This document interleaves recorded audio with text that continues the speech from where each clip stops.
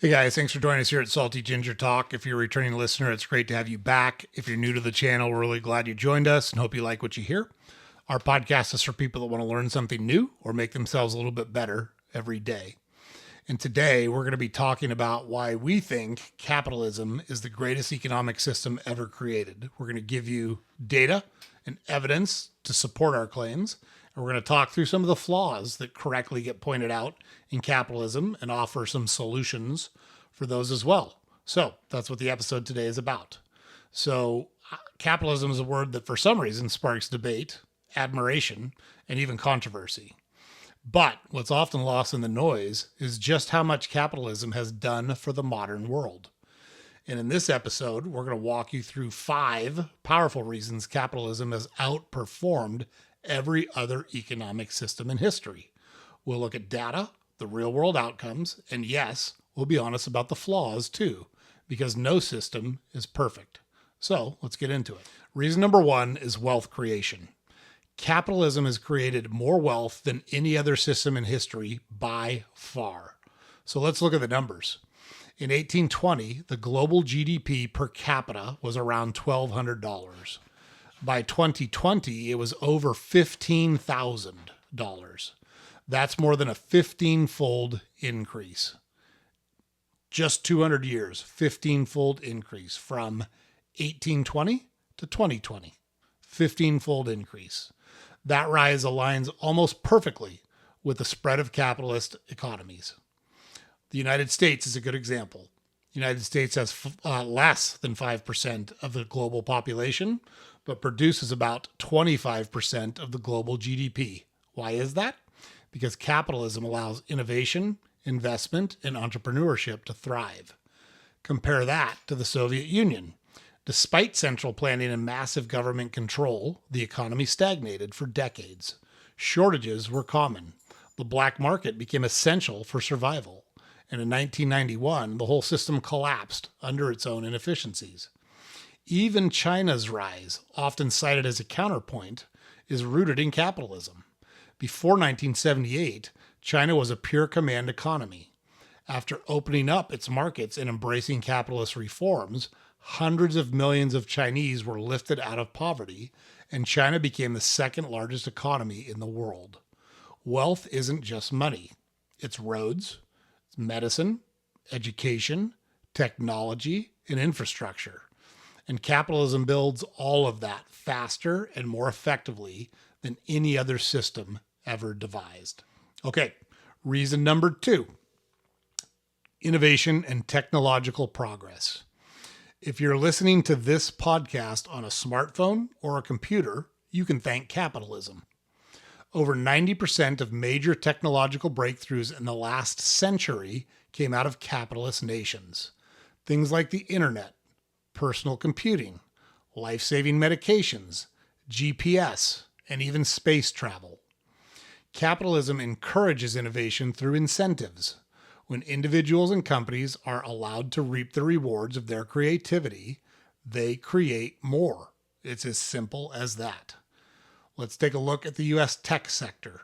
Amazon, Apple, Google, Tesla. These were not government-run enterprises. They were born in garages and dorm rooms, funded by private investment, and driven by competition. Now, if you contrast that with countries where innovation is state-controlled, it's not a good look. Venezuela or Cuba, you go there, even basic products like soap, toilet paper, or insulin are often hard to come by. When the profit motive is removed, so is the incentive to create, improve, or expand. Capitalism rewards people who solve problems. That's why we have Uber, Zoom, and life-saving cancer treatments that didn't exist just a decade ago. So that innovation, terribly, terribly important.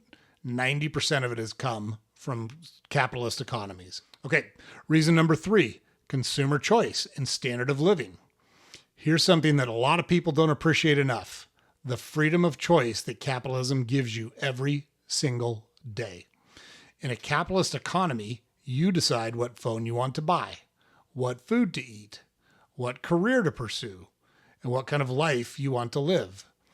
Businesses compete for your attention, and that competition drives prices down and quality up. Remember when flat screen TVs cost thousands of dollars? Now you can get one for under $300.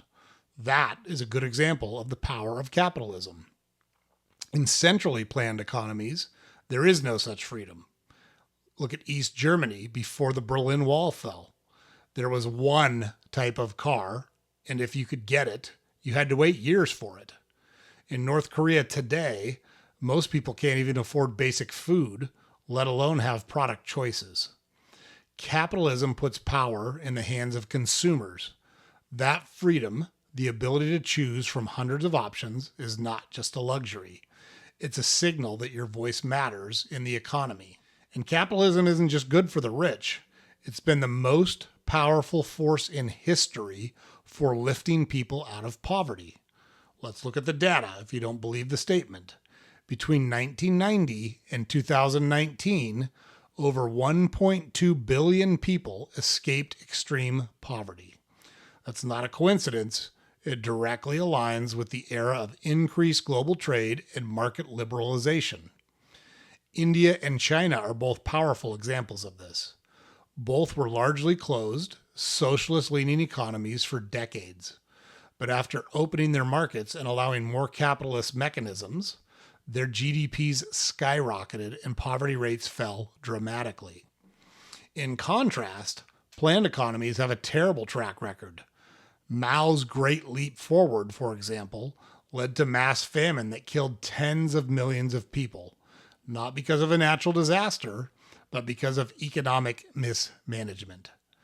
The lesson here is that markets matter. When people are allowed to trade, invest, and build businesses freely, prosperity flows. It's as simple as that. Okay, reason number 5 is individual freedom and upward mobility. Capitalism offers something no other system has ever guaranteed: the freedom to rise. You don't need a title, a government position, or elite family connections. If you're smart, hardworking, and resilient, you can succeed.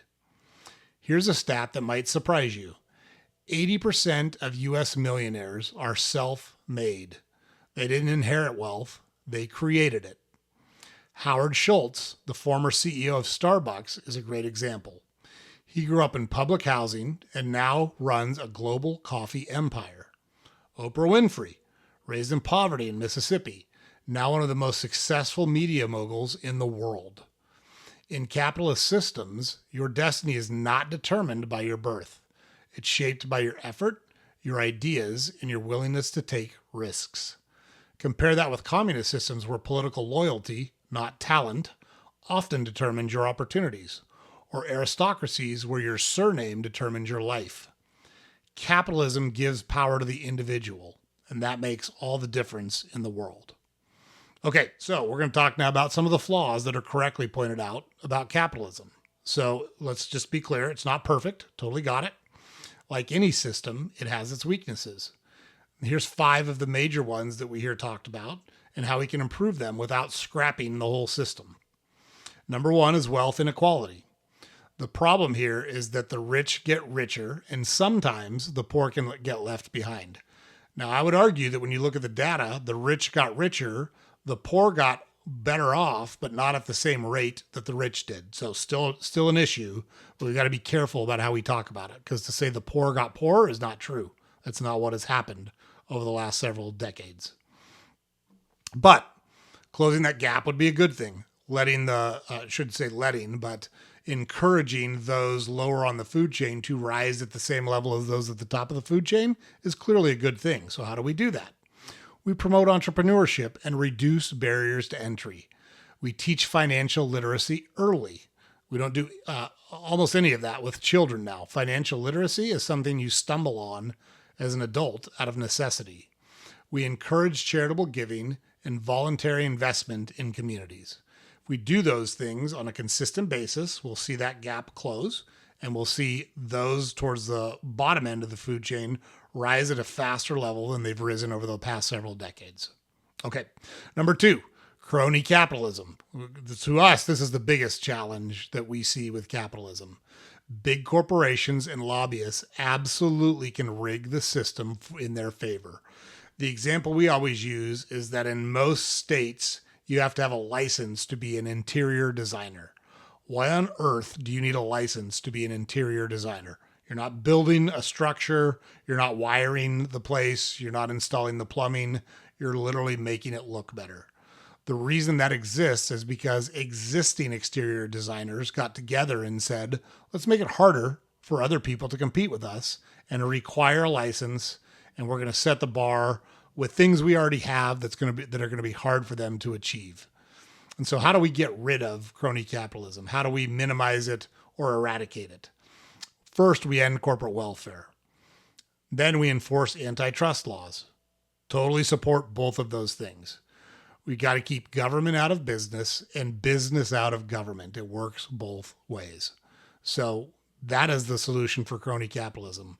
We have to separate business and government. Government shouldn't pick winners and losers, and business shouldn't be able to buy influence with government officials. Real straightforward. Okay, problem number 3 is the boom-bust cycles that sometimes come with capitalism. Market economics can experience painful crashes. It's just the truth. Wish it wasn't that the case, but that is the case.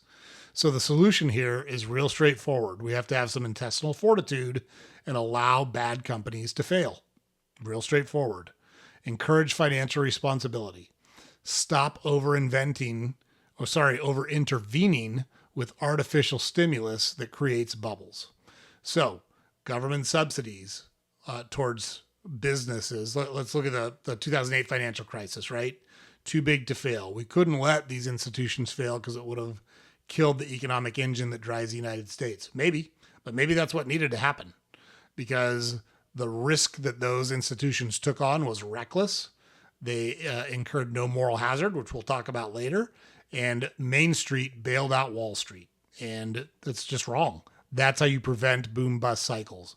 When people know they're going to have to face the consequences of their business decisions, it creates much more responsible business.